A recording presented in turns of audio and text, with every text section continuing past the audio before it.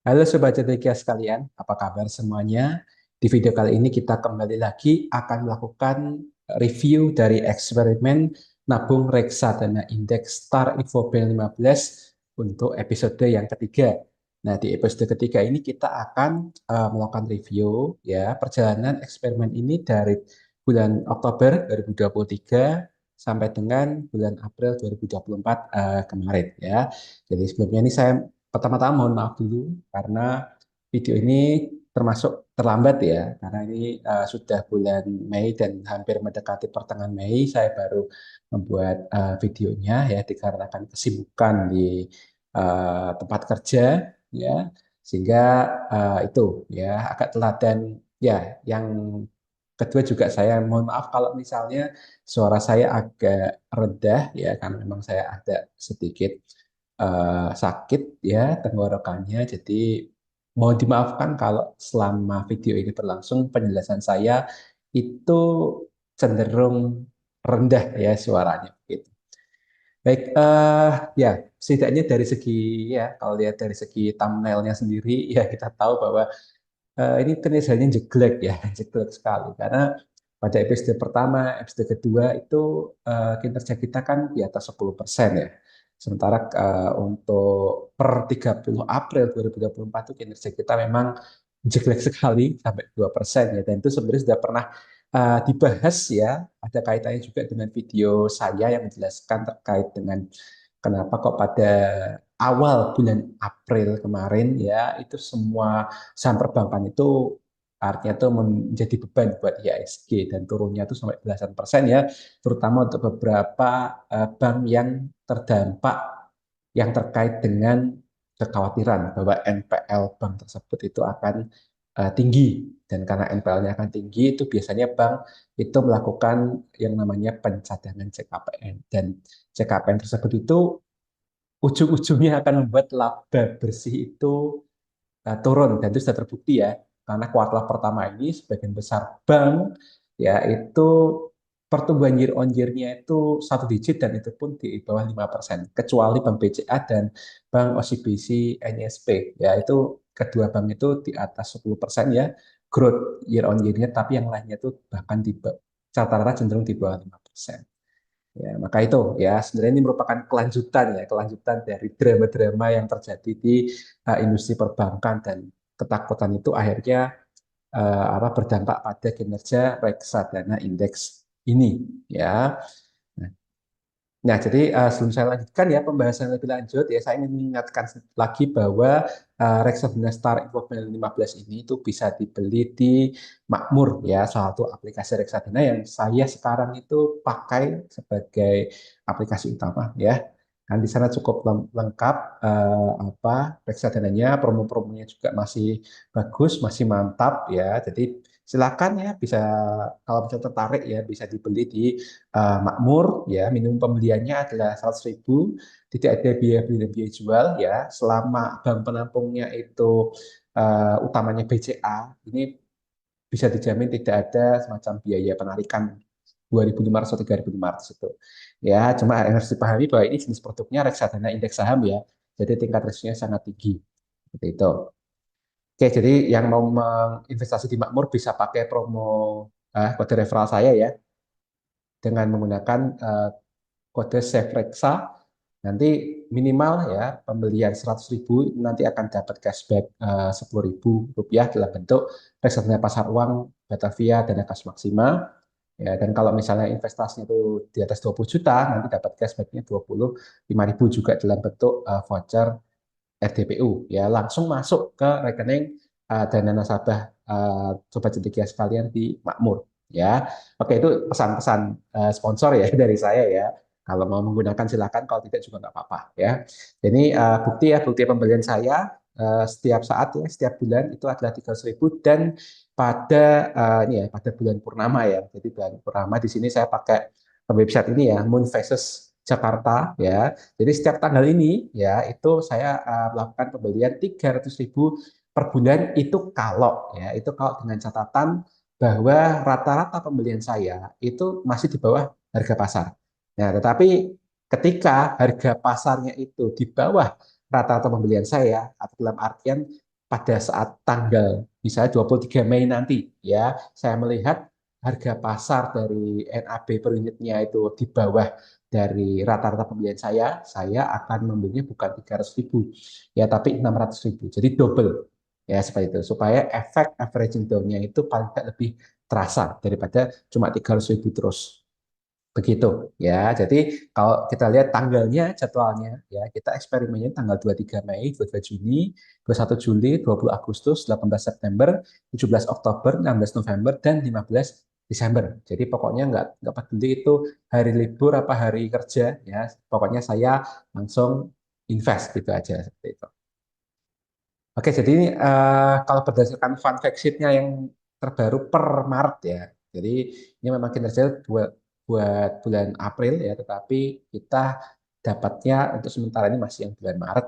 Tapi ya sebenarnya sama aja sih ya. Karena kalau kita lihat 10 efek urutan terbesar itu tentu saja ada Bank BCA, Bank Mandiri, Bank BNI, dan Bank BRI ya, rata-rata di atas 19% semua. Ya, tapi kalau kita perhatikan di sini ya, kalau dibandingkan dengan beberapa bulan yang lalu, ya fun fact sheet-nya itu ada sedikit penurunannya dalam artian eh, tidak sampai mendekati 20% ya mayoritas ya. Yang paling mendekati kan ini Bank Mandiri ya, yang paling mendekati. Cuma ini Bank BCA agak turun dikit aja, dan kemungkinan ini ya terkontribusi di sini dalam artian sahamnya cuma 98,35% dan sisanya kas atau setara kas. Nah, mungkin ini disiapkan ya, disiapkan untuk misalnya kelak nanti mau apa, ada yang melakukan pencairan dan sebagainya, itu menjaga likuiditas mungkin ya.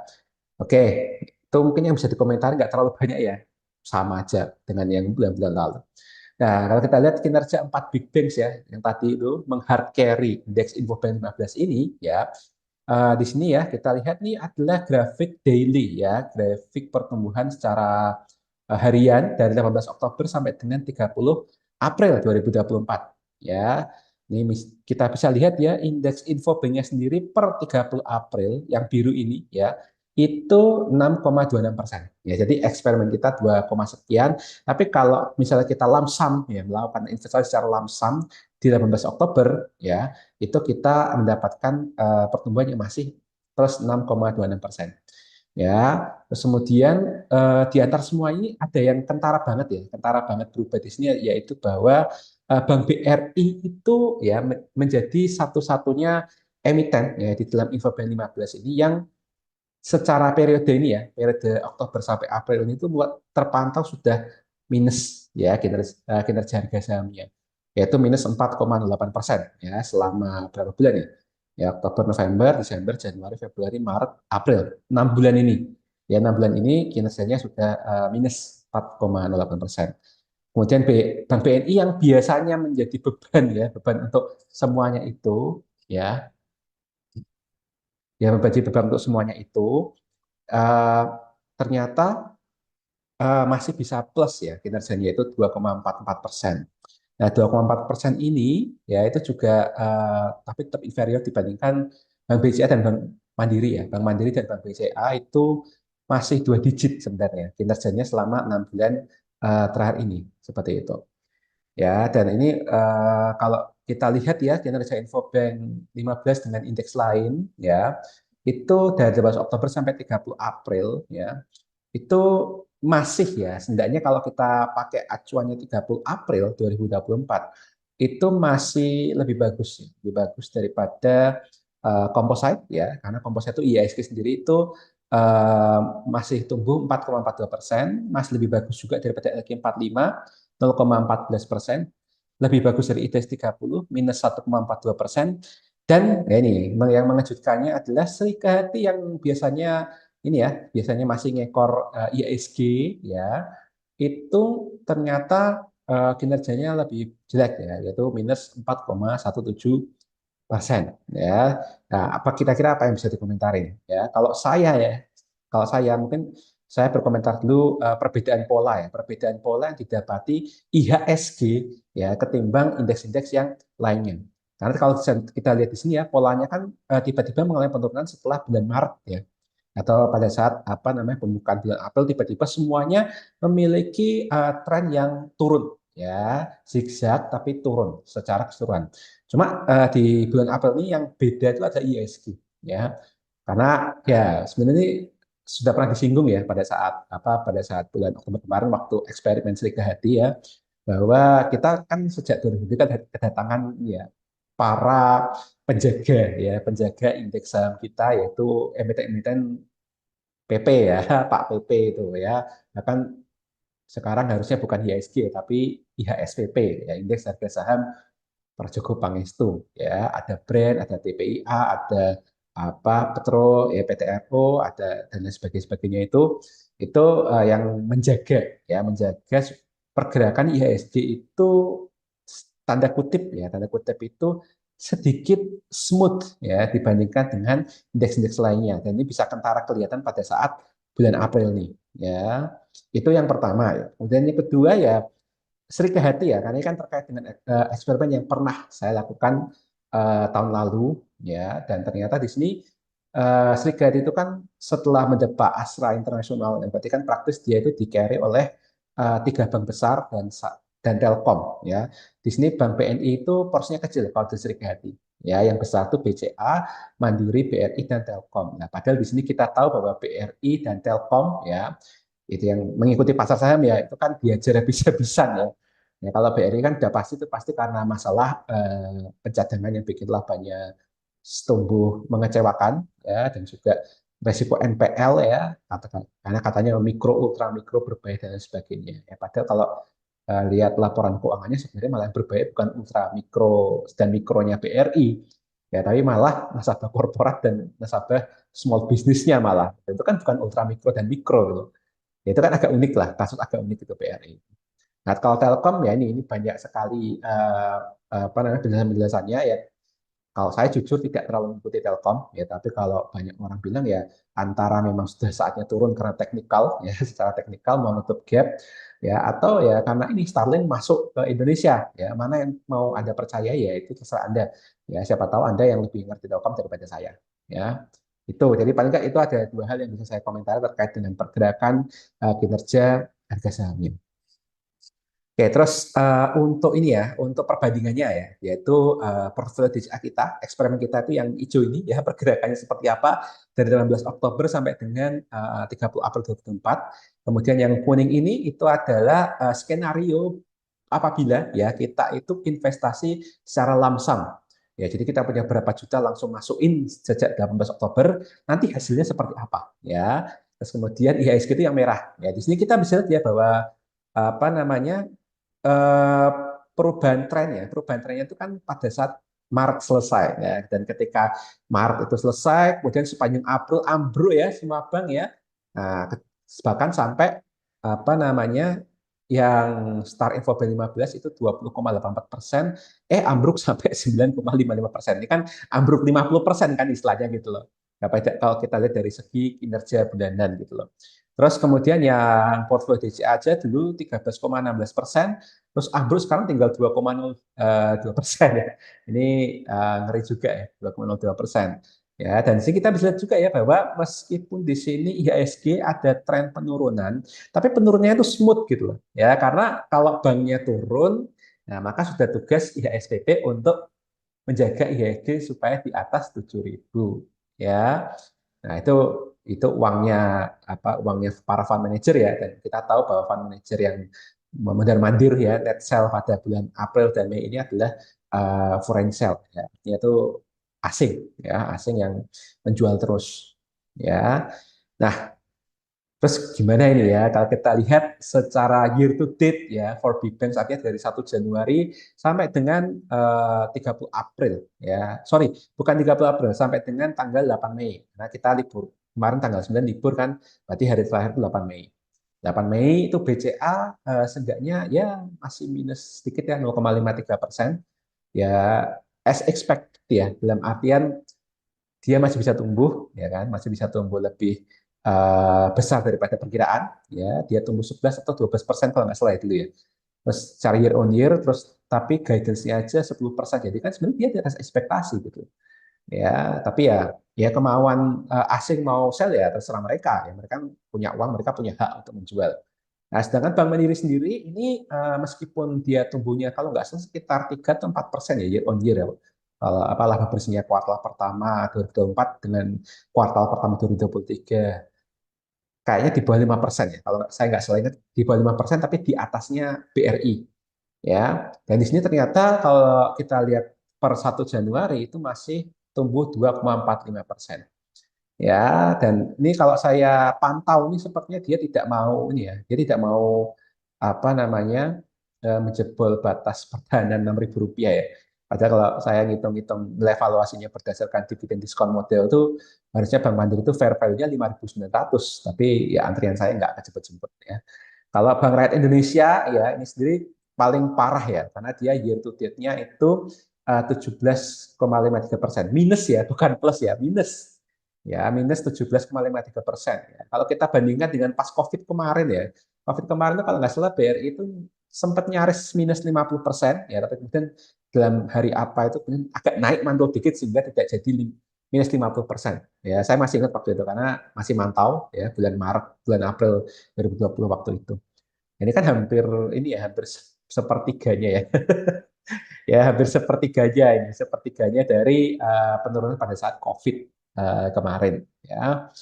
Oke, dan tapi kalau saya sendiri sih ya kalau saya pribadi ya jangan ditiru juga bahwa saya udah hitung-hitung valuasi berdasarkan dividen diskon model ya, bahkan dengan ekspektasi EPS-nya juga saya anggap sama aja dengan tahun ini ya karena nggak tumbuh kemana-mana juga EPS-nya itu eh, harga wajarnya 4.700 ya. Tapi ada juga teman saya yang hitung ketemunya 4.620. Ya intinya kalau misalnya sudah di bawah harga wajar ya kalau misalnya Anda berani beli sahamnya ya lebih baik beli sahamnya aja.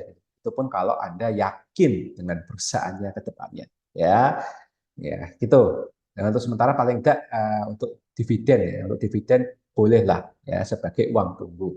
Ya, sambil kita menunggu apakah dia akan diapresiasi oleh pasar ketika ekonomi sudah membaik dan berita-berita sudah positif semua. Gitu.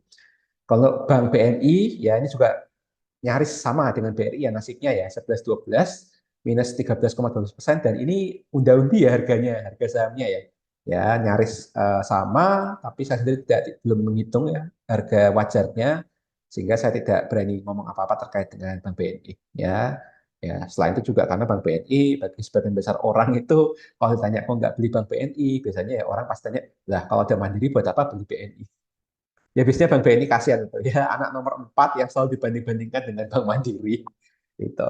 Oke terus ya paling apa sih yang menarik kita di depannya ya karena ini kan bulan Mei ya Mei itu selalu identik dengan sebuah fenomena behavioral finance ya yang disebut sebagai sell in May and go away. Nah ini kadang-kadang ada yang memodifikasi jadi sell in May until Oktober atau September ya tapi pada dasarnya saya lebih tahunya ya sejak dulu adalah sell in May and go away. Dalam artian kita sendiri tidak tahu atau tidak diwajibkan atau tidak disunahkan untuk masuk kembali ke market pada bulan apa itu enggak. Yang penting kamu sell di Mei dan kemudian kamu kemana lah gitu. Ya uangmu ngedon di mana dulu sebelum kalau kamu melihat pasar sahamnya itu sudah mau naik baru kamu masuk ke pasar saham. Nah itu ini saya tadi ngomongnya adalah ini masuk dalam fenomena behavioral finance. Kenapa? Karena kalau kita melihat saya sendiri ya sebagai separuh akademisi separuh praktisi ya kalau saya melihat dari bukti-bukti empiris di jurnal-jurnal ilmiah baik itu yang dilakukan oleh Indonesia orang-orang Indonesia ya dosen-dosen Indonesia researcher Indonesia dan pasti juga yang lainnya ya di negara-negara lain itu bukti empirisnya itu kayak 50-50 dalam artian ada bilang ini itu fakta ya karena ini terbukti secara empiris ya signifikan gitu menurut permodelan mereka ya atau mereka melakukan penelitian diferensial. Tapi ada juga bukti-bukti yang ngomong bahwa ini tuh mitos gitu. Ya, dan menurut saya itu wajar ya. Kenapa kok terjadi event di dunia akademi, dunia penelitian ilmiah pun, ya itu hasilnya berbeda-beda. Ya, karena sekali lagi penelitian diferensial itu cenderung case by case. Dalam artian dalam tahun itu ya secara makroekonomi itu ada sentimen semacam apa gitu loh. Nah, biasanya ya kalau sentimennya itu buruk ya secara global dan nasional ya, itu sell in and go away itu kalau saya istilahnya melakukan yang namanya apa penghitungan manual aja deh. bukti empirisnya itu pas positif pada saat makro ini apa, saya sisihkan di kantong kiri, terus yang tidak signifikan saya sisihkan di kantong kanan, dan saya lihat itu tahun berapa penelitiannya dalam periodenya. Nah, saya lihat itu kayak, walah, lah ini kalau berarti kayak gini, makroekonomi tanda kutip itu tidak lebih banyak yang bagus daripada yang jelek. Ya, kalau hasilnya tidak signifikan, ya itu berarti ya tadi yang tidak signifikan, kalau signifikan itu berarti ya dalam periode penelitiannya itu ya kebetulan banyak sekali berita-berita negatif ketimbang berita positif secara makroekonomi global dan nasional. Ya, nah oleh karena itu kita gimana dong menyikapi apakah ini mitos atau fakta ya? Kalau saya sih simpelnya gini aja ya. Kita di beberapa aplikasi ini saya pakai Stockbit ya untuk untuk melakukan fitur seasonality ya, melihat fitur seasonality-nya itu kita lihat aja ya. Pertama kita lihat IHSG-nya dulu ya, karena ini kan induknya kita IHSG. Nah, di IHSG kalau kita lihat ya dari segi probability-nya dulu aja. Benarkah Mei itu cenderung turun? Ya, jawabannya adalah ya cenderung turun. Selama 15 tahun terakhir ya itu ada kemungkinan 40% ya itu untuk mengalami up probability. Berarti kan down probability-nya 60%. Ya, selain itu, selain Mei itu ada September dan November. Ya, bahkan November itu sebenarnya probability-nya untuk IHSG itu merah ya dalam satu bulan itu bahkan lebih tinggi ya karena probability-nya itu hanya 29%. Ya, artinya kan berarti 71%-nya itu kemungkinan adalah turun. Jadi sebenarnya kalau kita ngomong sekedar ngomong probabilitas itu harusnya sebenarnya yang perlu dikhawatirkan itu bukan bulan Mei ya, tapi bulan November. Ya, cuma apapun yang di bawah 50% itu anggap aja kita waspada lah. Itu pun kalau kita berpikirannya jangka pendek. Ya, tapi kalau kita lihat dari segi magnitude-nya, artinya itu dampak besarnya itu seperti apa? Ternyata memang Mei ya itu average-nya, secara average itu minus 1,37% IHSG itu.